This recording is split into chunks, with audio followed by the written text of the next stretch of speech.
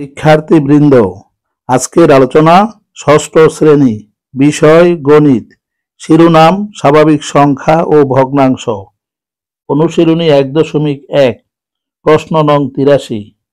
প্রশ্নটি হলো 7 অঙ্ক বিশিষ্ট কোন বৃহত্তম ও ক্ষুদ্রতম সংখ্যার প্রথমে 7 এবং শেষে 6 আছে।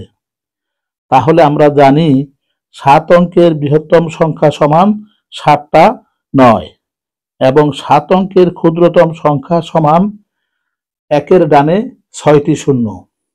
যেহেতু 7 অঙ্কের বৃহত্তম ও 7 অঙ্কের ক্ষুদ্রতম সংখ্যার প্রথমে 7 এবং শেষে 6 থাকবে, তাহলে নির্ণেয় বৃহত্তম সংখ্যা সমান 79,99,996 এবং ক্ষুদ্রতম সংখ্যা সমান 70,06,000।